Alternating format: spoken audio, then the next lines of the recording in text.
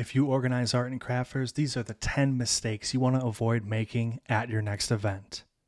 Number 1, winging it with your advertising. For every event that you host, you want to have a substantial checklist that you accomplish to market your event before the event happens. Okay, so keep in mind too that you're likely going to have a separate checklist for every event that you host, because if you host events in different cities or different counties or different markets, um, your advertising approach is likely going to have to change depending on where you're at, where your following tends to be, or things like that. So keep that in mind.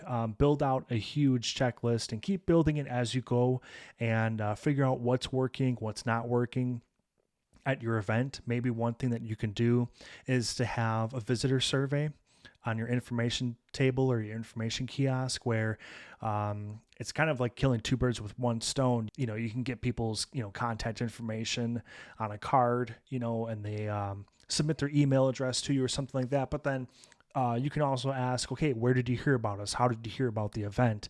And you're getting contact information, and you're also learning how to market the event next time, figure out what's working best. Number 2, not showing up at your own event. Believe it or not, this does happen, and it's scary how often it does happen. When I was an event organizer, a lot of vendors would say, "Oh, thanks for showing up." It's like, "What?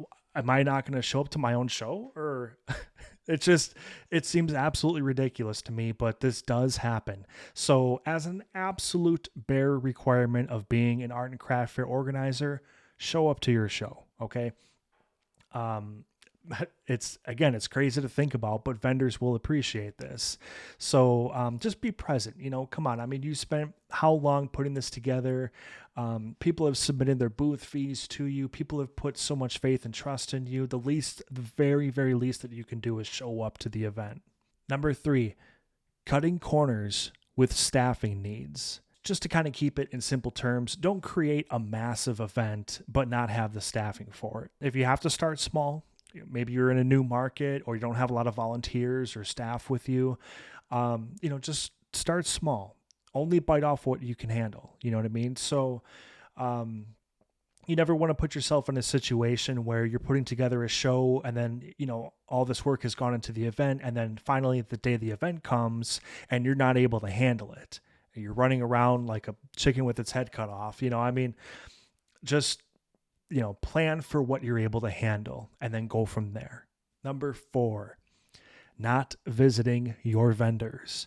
Be personable. Take the time to go around your event and, ask people, "Hey, how you doing? How's it going today?" and things like that. And, do you need anything? And this is one of the biggest things that vendors appreciate, is just taking that time to go around and introducing yourself. If it's a new vendor that doesn't know you yet, odds are you've exchanged a lot of emails back and forth leading up to the show, and it's always nice to kind of put a face behind the name, both ways, both for vendors and the organizer. This is a huge element of the show, and I think it's one of the more rewarding aspects of the event, as well as just going around and saying hi to people, and you'll establish those relationships with people, and that's one of the most rewarding aspects of the event. Everybody wins here.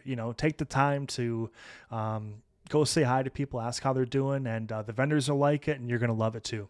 Number 5, not advertising future events at your current event. Okay, so this is one of the more basic things that you can do as a new organizer, and a really good habit to keep going once you're more established. As you are in your off season, which generally for just about every organizer I know is after Christmas, you want to build out your next year's event calendar. Okay, so you want to try to have all your events booked for your upcoming year by the time you hit New Year's of that year. The reason why is you can build out a future event calendar, which can be a brochure or a simple page handout, however you want to design it, and it lets both visitors of your show and vendors at your events where you're going to be next. And it's important to take care of both of these parties because, on one hand, you want to attract the very best vendors as possible. So if you're able to latch on to some really good vendors and you kind of get them to where they're following you at your events, this is just a huge asset to your event because you know that these vendors are quality. You can count on them. It's a reliable relationship.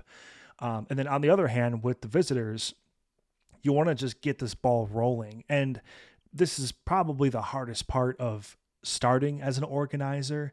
And a lot of people are afraid to become an organizer because they're worried about, am I going to have that following when I start out? And it is going to be slower. It's going to take some time to kind of build that following of visitors. But this is, again, one thing that you can do to let people know, hey, if you like this show, I'm going to be at so-and-so city on this day, and have it all laid out. So these people will follow you from show to show to show. So the more visitors you're able to establish this kind of a following with quicker, the easier it's going to become for you to have well-attended events. And this is going to lead to more quality vendors. So it's this perpetual cycle. And it's kind of a race. The quicker that you can do this, the better. So this is definitely one of the better tricks that you can use to get that following rolling, is to have everything laid out ahead of time, get that event calendar handed out to every single person that attends your show.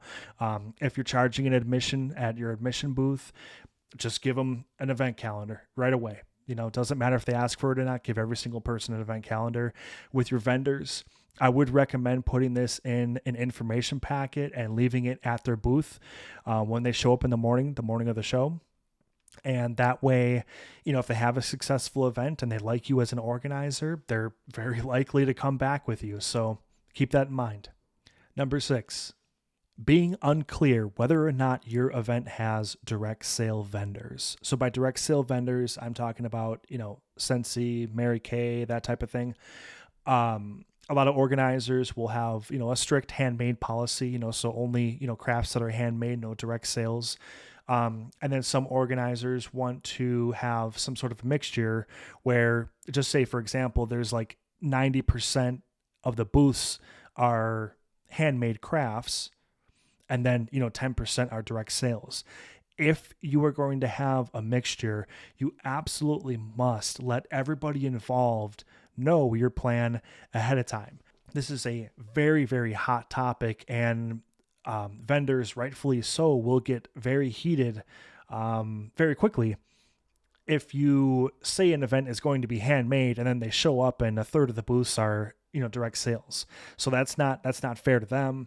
That is setting an expectation that you did not deliver. So just be very, very clear with what you're doing in advance. I would recommend putting it on your event application. And when you market your event, for vendors, put that out there as well. So if you're going to have like a 10% policy, put that you're going to have 10% direct sale people there so that they know whether or not they want to sign up or not as a vendor who makes handmade items. Number 7, not setting expectations for your vendors. So this kind of has to do with your vendor application. A lot of the items that we're going to discuss here are things that are going to be covered on your event application, or should be. Setting expectations for vendors is a good idea to do because it's going to keep everybody on the same page. I mean, if your event is 50 or 75 or 100 or more booths, you really want to try to keep everybody moving in the same direction. Everybody knows what to expect, and it's just going to make the day smoother for everyone.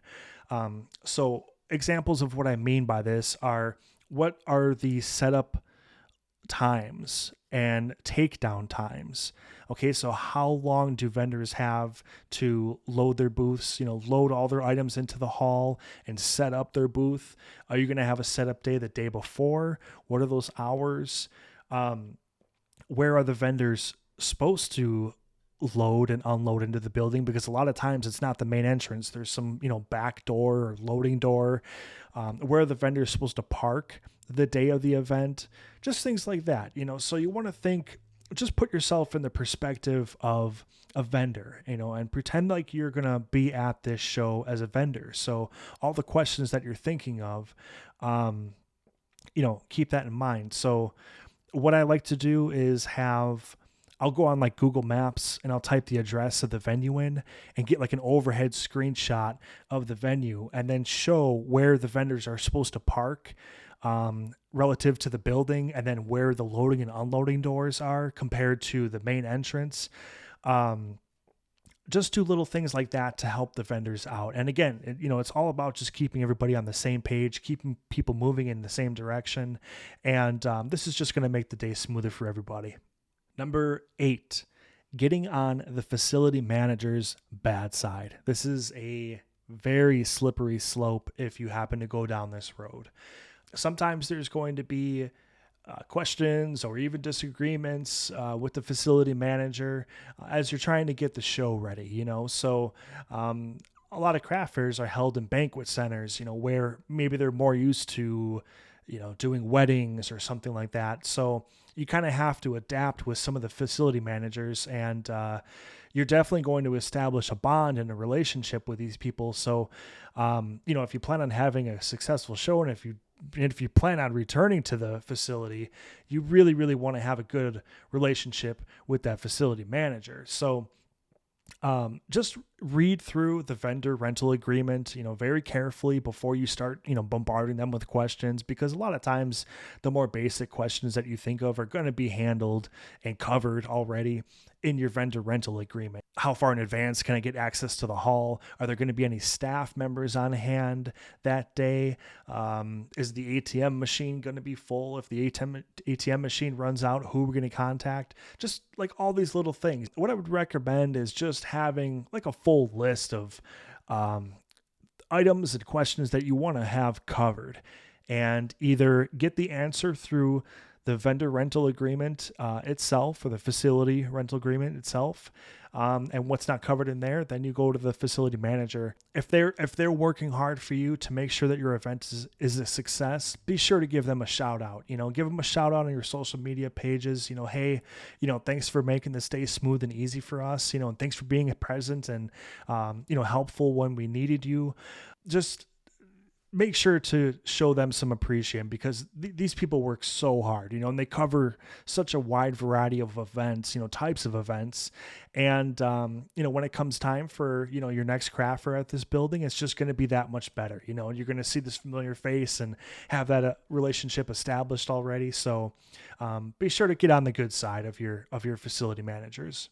Number 9, charging too much for booths. When you start to book a craft fair, you want to attract the absolute best vendors as possible for your show. So you're trying to find this balance between, making the event profitable, but also keeping it really as low as you can for the vendors. You're going to have to try to put yourself in the vendor's shoes a little bit here, which if you're an organizer that doesn't have experience as an art and craft fair vendor, this can be a little bit tricky. But a lot of the questions that you have to ask yourself is, how much visitor volume am I attracting, first of all, to this event? That's probably one of the main determinations of what you're going to charge for a booth, is how many people you're bringing into that facility. The more traffic you have, the better, the more you might be able to charge for a booth fee. You also have to, of course, consider your rental fee for the day for facilities. And, it's not uncommon for facilities to cost, $1,000, $5,000, even upwards of $10,000 per day for an art and craft fair, depending on how big you're going with it. So you of course have to weigh that into consideration, how much you're going to charge for a booth. But I think most of it comes down to the traffic. How much traffic are you able to bring in? Are you going to charge an admission fee? Because if you're going to charge an admission fee, and depending on the kind of traffic you get, that might offset some of the booth costs. So you might be able to lower the booth cost a little bit for the vendors, to make things easier on them and attract great vendors. While also being profitable at the door for yourself to make up for some of that booth revenue loss as an organizer. So just weigh everything into consideration. Put yourself in the shoes of the vendor. Try to imagine as a vendor, is this going to be a profitable profitable day for me? Is it worth it to even sign up for this event? And weigh all those things into consideration when deciding how much to charge vendors for your booth fee. And number 10, charging too much for admission. Okay, so we talked about how much you're going to charge vendors for their booths, but what are you going to charge at the door for the visitors? Now, we covered this topic earlier in a shorts video, and we asked 18,000 vendors, do they prefer their organizer to offer free events for the public, or to charge between $1 and $4, or to charge at least $5?